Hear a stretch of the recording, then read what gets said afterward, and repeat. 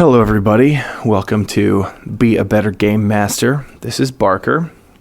If you are listening to this, then at this point you probably realize that you're not seeing my face on the video because this is all audio recording. I am currently in Washington, the state, just here for vacation. We're here for a couple of weeks doing a bunch of stuff, but I still wanted to release some content. I released a 5-minute frenzy yesterday, but I wanted to do some more stuff. My goal is one a day. I don't know if I'm going to be able to achieve that, but I brought this kind of digital recorder with me as a way to just put something out there. So I'm going to try this out, see how it works. But the difference between this and any other video that I've ever done is that I don't have any content. Number one, that I specifically want to talk about. I have a lot of ideas about gaming and how to run better games, how to play better games, and I'm going to talk about that, but I did not plan this out before turning this thing on. So we're going to see how this goes. If I don't like it, I'm probably just going to never do this again. So number two, though, that's different about other content that I release. Obviously, I'm all you can do is hear me, but there's no editing. This is going to be very similar to a 5-minute frenzy in that I don't edit the audio here. So if you are interested in things along the lines of podcasts, or if you're interested in listening to things in your car while you're driving, like I am, then you'll probably enjoy this, or at least be able to gain something from it. So please excuse the audio quality. I'm and the breathing. I'm pacing back and forth, but I think we should get started. The biggest thing that I feel like I wanted to bring to my channel was this idea of what's the word I'm looking for? Setting or game agnosticism. And what I mean by that is that everything that I talk about, you could apply to any game and any setting. I'm not just talking about D&D. Sometimes I'd make videos where I have D&D books in front of me. But not just D&D, not just Shadowrun, not just, Fate, which is actually probably my favorite system, or the Dread system, another one of my favorite systems. If you've never heard of Fate or Dread, God, look it up. And I don't mean Dread like Judge Dredd. Dread like D-R-E-A-D, super great system. The only mechanic is based around a Jenga tower in the middle of the table. It's super excellent for one-shots, but I digress, which is actually kind of the point of this whole audio recording. So maybe I'm going to digress a lot, but the idea that I came up with was that every bit of content that I release, you'll be able to use in any system, any setting, sci-fi, fantasy, whatever. And I kind of want to stick with that. And that's why I don't release so much content, is because everything's got to be perfect. Everything's got to be lined up. I'd really like to think about what I'm going to make before I make it, which is why, again, this is so different. So here I am in this living room, in this kind of, condominium apartment in Western Washington, a town or city called Gig Harbor. And I find that I work really well at creativity when I schedule it. We schedule a week or two a year to just go on vacation. And one of my favorite vacations is a vacation where you don't schedule anything. It's a vacation where you just go there and you just do what you want. You play it by ear for 2 weeks, and that's it. And I find that when I do that, my creativity and my productivity, not only in creative aspects like gaming or music or whatever, but also my productivity in aspects of related to work, they skyrocket. I'm just like, by day 3, I'm like, oh, I have this idea for work. I have this idea for this game. And so I bring all this stuff with me. So just one thing that I think that is super important, and I don't think it's just me, is that I just want to stress, like, schedule your creativity. It sounds, I'm such a pinko musician creative type that it sounds so weird me saying that you got to schedule your creativity, because part of me is like, no. When creativity hits, you don't know it's going to hit. I think someone famous once said, my creativity always hits me when I'm in the car, and that sucks because I can't write anything down. I'm in traffic. I just can't do anything about it, and it's just going to have to go away. If you're like me, if you think of something super awesome and creative, it's going to go away if you don't write it down. So it's weird for me to say something like, or it's weird for me to hear myself say something like, schedule your creativity. Like, say, today, on this day, on the calendar, on this day, I'm not going to do anything but create. And not only am I going to take the day off or not schedule anything, but I'm specifically going to schedule at this time. I'm going to sit down with a journal and some pencils, and I'm going to create something. Whether that's, we're talking about gaming, a game, a setting, a town, a village, an NPC, a plot hook, or, a list of 50 plot hooks. I'm going to do something. And what I find when I do that is that 100% of the time, when I first sit down with the journal, I'm like, this is the dumbest thing in the world. Like, I can't think of anything. This is so stupid. And I spend maybe 5 to 10 minutes just looking at a blank sheet of paper. But then that first idea comes out, and I'm like, whoa. It's like the first domino in the line, right? And so all of a sudden I got tons of other ideas, and I'm like, and before I know it, the paper's filled. And what I found is that creativity hits you more often than you think. You only notice it when you have this huge idea that just pops into your brain, and you're like, oh my God, that one idea is amazing. Let's do it. But if you sit down and your only goal is creativity, you're going to find that it hits you far more frequently, if you're anything like me. And so at the very least, I think you should try that. Try scheduling. And I know a lot of people can't schedule a whole day. Like, that is understandable. But try scheduling 2 hours, maybe 1 hour. On this day, this hour is going to be me sitting at this table just making something, right? Just creating something, and see how that works for you.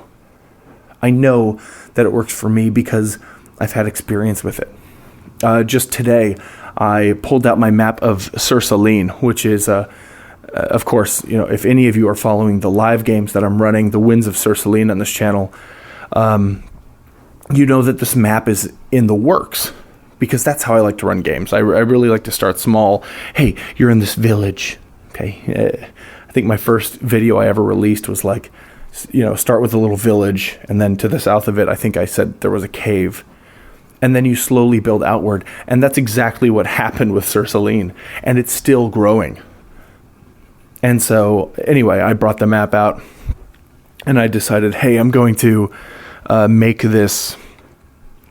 Yeah, I'm going to add to this map. And the map stayed there as it was for about 20 minutes until I just started marking it up.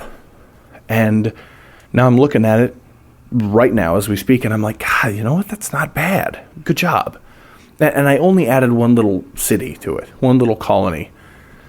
But not only do I think the map looks pretty good, but the fact that I did something on purpose when I sat down to do it, even if it took me 20 minutes to get started, is just like, gosh, it's so fulfilling to know that you built something like that. So, again, schedule your creativity. At least try it. At least try it out. And scheduling does not necessarily mean that you're going to like sit in front of your sheet of paper and you're going to build something, right?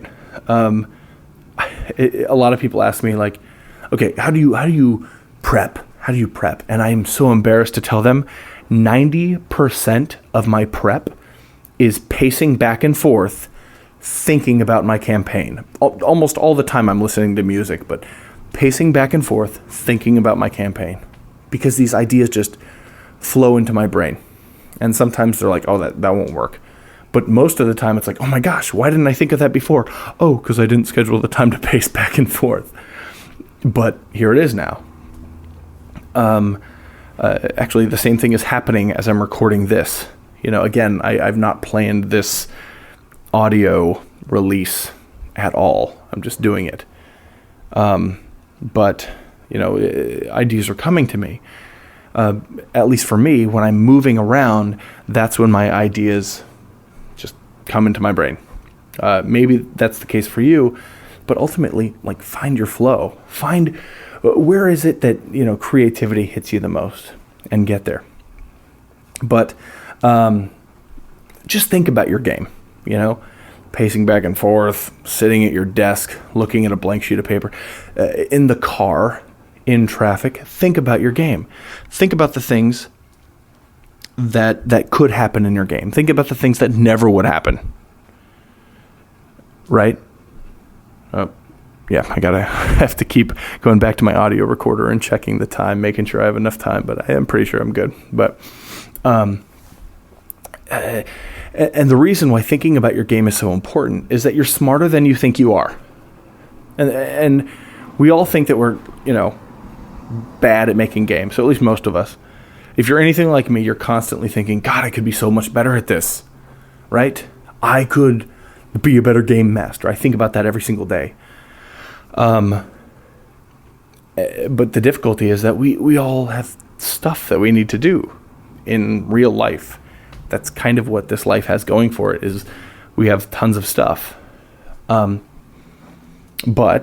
I found that, just thinking about your game is a way to bring ideas in. And I'm going to give you a list right now of things that you might want to think about, because, I may be recording this on the fly, but I definitely want you to take something tangible from this. I don't know, I guess we'll call it a podcast. The Be a Better Podcast. That's what we'll call it. I'll put it up there.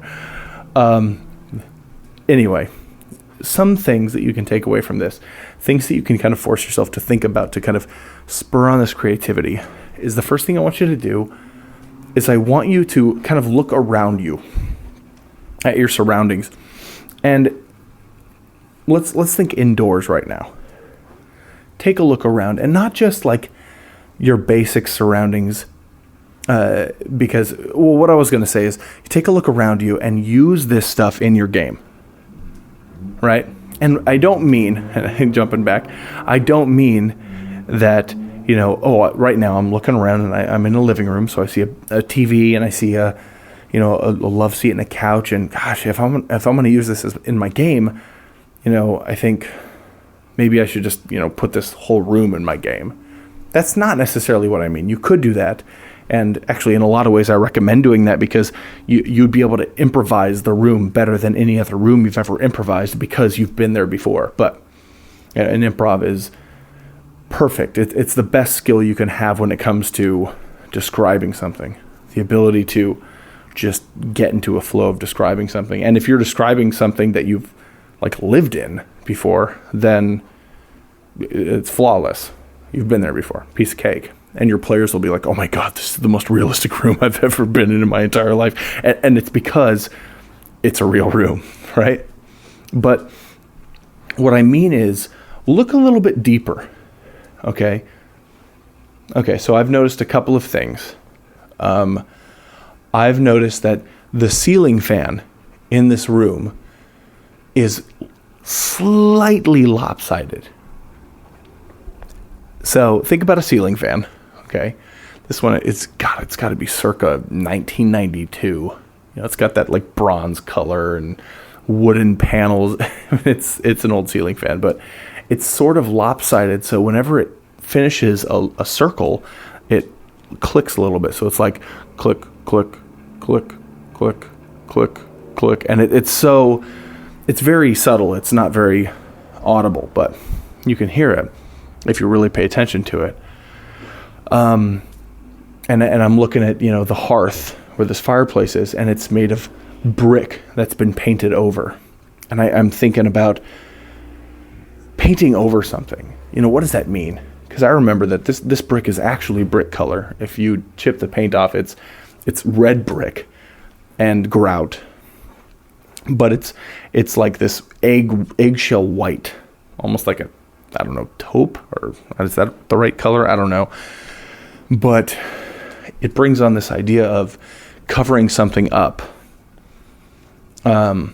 Something that other people might find beautiful, but I'm thinking about something I did in Sur Salines was this town called Myra was a dwarven town until these elvish colonists came in and really kind of took it over, and not militaristically but politically.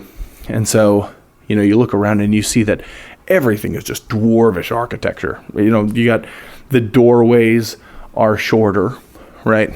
You got to kind of bend down to go through them.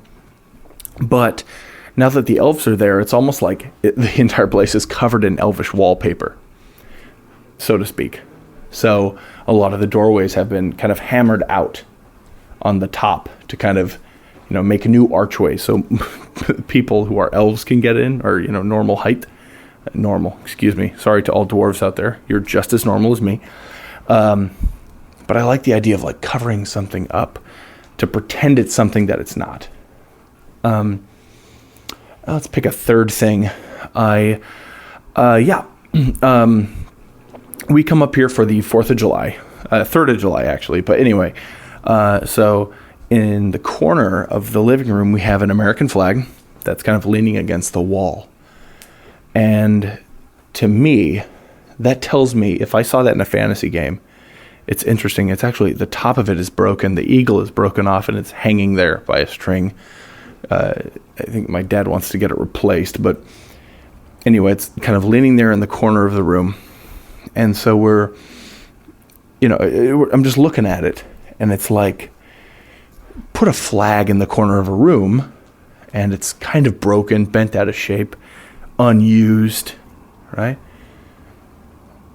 So let's say you walk into a room, and let's say it's, I don't know, a temple, and the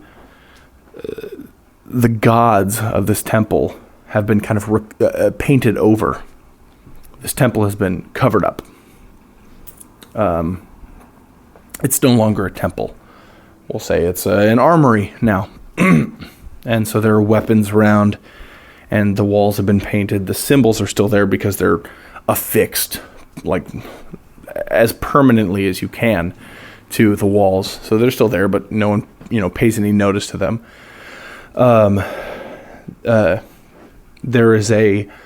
We'll say that there is, I don't know how to put a ceiling fan in a in a fantasy setting, but you know what?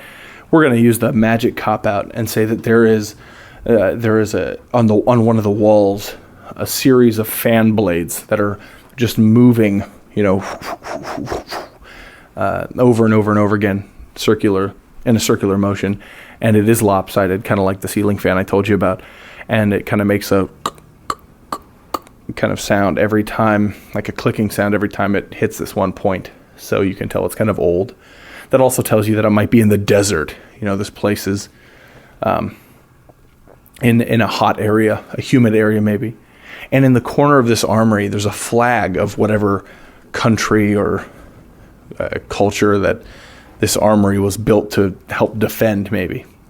And it's broken. It's tattered. And what does that tell you about this armory? Okay, number one, it's makeshift, right? It's built in a temple, which is ironic, beautifully ironic, an armory that was built in a former temple. It's old. They obviously care about comfort here because they have this fan that's blowing nice air, but it's old because the fan is kind of almost broken. And in the corner, you have the flag of whatever this this country is, whatever the flag of whatever country this is. But it's not flying proudly. It's not blowing in the breeze. It is wrapped around its pole, sitting in the corner, kind of broken a little bit. It needs to be replaced. And not only do you have a room there, not only do you have great description, but you have a plot hook. Not only do you have a plot hook, you have a campaign setting. Okay, there's some country at war here, and they're tired of fighting, maybe. It's just, there are tons of things that you can come up with. And I just can't stress enough that take a look around you, immediately around you, at your immediate surroundings, and just dig deep. Look at everything. If you want to make your game more descriptive, setting and system agnostic, sci-fi setting, fantasy setting, horror, modern, whatever, Western, then look around you at the things that are timeless. Okay? And at everything, actually. Let me just take that back. If you look at everything, you'll find some things that are timeless, but look at everything. You can find inspiration from everything. And it's awesome. I'm under the impression that being able to run a game is so much less about knowing the rules of the game. And I'm going to get so much hate for this. And that's fine. Because playing a game like this, like a role-playing game, it's so subjective anyway. So subjective. There are tons of people who play it in a different way than I do, and they're not wrong. They're not wrong. I feel like, as a musician, I was taught, and a music producer, I was taught, hey, the trick is this. If it sounds right, it is right. Okay? It's such a weird rule to learn in school, too, because it's like, if you feel like, yes, this sounds perfect, then it's perfect. Because it's so subjective, okay? If your group is having fun, it's working, okay? And a lot of people say, well, you're doing it wrong. You should do it this way. Well, maybe that group would have less fun playing that way. Maybe that group isn't built to play that way. And you could argue for days, well, then that group is not, discovering its true potential. And maybe you're right. But in the end, who cares? Who cares? We live for this long. And I'm holding my hand up right now with my thumb and my forefinger kind of close together but not touching. We live for just this long. And you know what? Let's have fun playing these games while we're alive because it's something that we enjoy, man. It's something that we enjoy. So I am a firm believer that, at least in my games, story, oh my gosh, story and fun trump everything else. That's why I started playing. It's because I wanted to be in these movies, like The Lord of the Rings and Star Wars, and I wanted to participate in these epics. I didn't start playing because I wanted to, create a character that was like the best character. No, it's weird actually. Nowadays I want to create a character that's not the best character, because when that character becomes the best, I will be able to see it happen, and that will just punch me in the feels, man, because that is the goal, right? At least for me, it's just to feel this growth in this person that is not only on a sheet anymore, right? This person is real as I am in a lot of ways. Take Dice from the Provokers. Oh my gosh, I could go for days about Dice. I'm not going to. I'm sorry. If you don't watch the Provokers game, he's a wizard. He freezes stuff. But he is, in a lot of ways, just as real as me. And a lot of it's based on how I built him. But, so much of it is just not pretending to be better than everyone else. And I think that's where I'm going to close, because I could go on for days, obviously. And I think this recording is somewhat of a success, but I'm going to close it now in that if you're playing a game and one of the other players goes to punch you in the stomach, it's natural to say, ooh, I dodge it. I dodge the punch and I try to punch him back. Oh, I dodge it and I try to punch him back. When we were kids, we always played pretend, right? Like what, cops and robbers, or, we were playing, guns or whatever. Maybe you weren't. I don't know. I was, but it was like, oh, I hit you, because we were, holding up our fingers or our toy guns. I hit you. No, you didn't. No, you didn't. Oh, dang it. Like it was just constantly back and forth until it wasn't fun anymore. So here's my tip. When a player that you're with, you're sitting at the table with this group, when another character tries to hit you in the stomach, be hit in the stomach. Just be hit in the stomach. That is so important, to just be hit in the stomach. You know why? Because it's so much cooler to be hit in the stomach, to be knocked down on your butt, to fail, and then to stand back up and look at them in the eyes. It's so much cooler to do that than it is to say, nope, I'm so good you couldn't hit me. Failure is what makes characters interesting. In closing, failure is what makes characters interesting. What makes a hero interesting is not the times where they are heroic. Instead, it's the times where they decide to do something evil. What makes villains interesting is not the times when they are villains. I mean, that's what they're there to do. It's not the times where they do evil stuff. It's those times where they decide, maybe I want to spare this person. What am I really doing? Why am I doing this? That's interesting. Look at Boromir from Lord of the Rings. It's my favorite example. One of my favorite characters in fiction, period. Love him. So, anyway, I don't know how this is going to be received, but I hope you all enjoyed it. What are we looking at? We're looking at almost 30 minutes of just chatter. Let me know what you think in the comments below. Thank you again for coming to Be a Better Game Master. My name is Barker. You can find me at beabettergamemaster.com. You can find me at facebook.com/beabettergamemaster. I am one of 3 hosts. I'm honored to be one of 3 hosts of the Roll Up and Die podcast. Facebook.com/rollupanddie. Check it out. And just thank you so much for tuning in, all of you. And I'll hopefully have another release tomorrow. So Godspeed. You can't see it, but double tap peace. That was a peace sign. And I'll talk to you later. Bye.